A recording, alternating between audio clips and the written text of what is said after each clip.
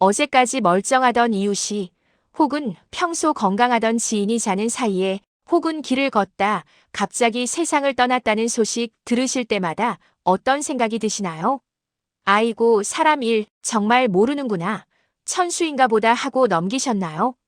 하지만 의학적으로 볼 때 돌연사는 결코 갑자기 찾아오지 않습니다.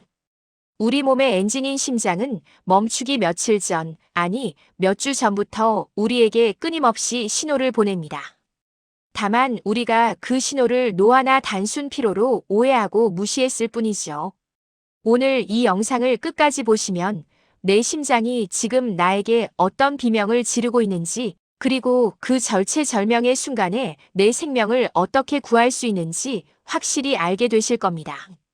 부모님의 10년, 아니 20년의 수명을 결정지을 소중한 정보 지금 시작합니다.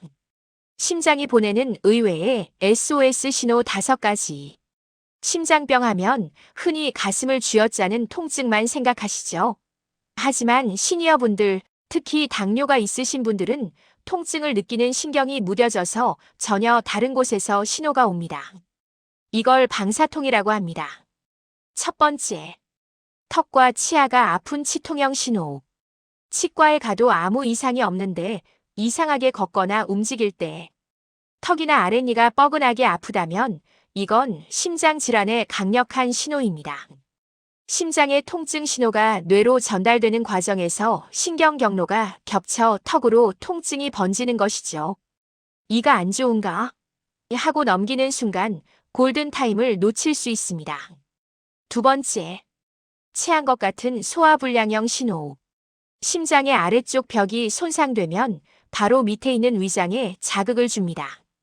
가슴 중앙이 답답하고 명치 끝이 꽉 막힌 느낌 혹은 메스꺼움이 느껴질 때 단순히 어제 먹은 게 얹혔나 하고 소화제만 드시는 분들이 많습니다. 식사와 상관없이 이런 증상이 반복된다면 위가 아니라 심장을 검사하셔야 합니다. 세 번째, 왼쪽 팔과 어깨, 등으로 번지는 통증. 심장 근육에 산소가 부족해지면 그 통증이 왼쪽 어깨를 지나 왼쪽 팔 안쪽, 심지어는 등 뒤 견갑골 사이까지 뻗어나갑니다. 50견이나 담이 걸린 줄 알고 파스만 붙이다가 병을 키우는 대표적인 사례입니다. 특히 휴식을 취하면 좀 나아졌다가 움직이면 다시 아픈 특징이 있습니다. 네 번째, 죽을 것 같은 극심한 피로감. 평소 하던 집안일이나 산책이 갑자기 너무 힘들고 며칠 동안 잠을 자도 몸이 천근만근 무겁다면 심장 펌프 능력이 급격히 떨어졌다는 증거입니다. 혈액이 온몸으로 돌지 못하니 근육과 뇌에 산소가 부족해서 몸이 기절하듯 휴식을 요구하는 것이죠. 다섯 번째, 식은땀과 어지럼증. 가만히 앉아 있는데도 이마에 식은땀이 흐르고 앞이 캄캄해지며 어지럽다면 심장이 불규칙하게 뛰는 부정맥의 전조일 수 있습니다. 이는 뇌로 가는 혈류가 순간적으로 끊기기 직전의 상태로 매우 위험한 신호입니다. 30초면 끝나는 내 심장 자가진단법. 그럼 지금 바로 내 심장이 건강한지 확인해 볼 수 있는 방법이 있을까요? 있습니다. 바로 맥박 재기입니다. 왼쪽 손목의 엄지손가락 쪽 줄기를 따라가다 보면 맥박이 뛰는 곳이 있습니다. 반대쪽 검지와 중지를 대고 30초 동안 몇 번 뛰는지 세어보세요. 정상 범위 분당 60회에서 100회 사이입니다.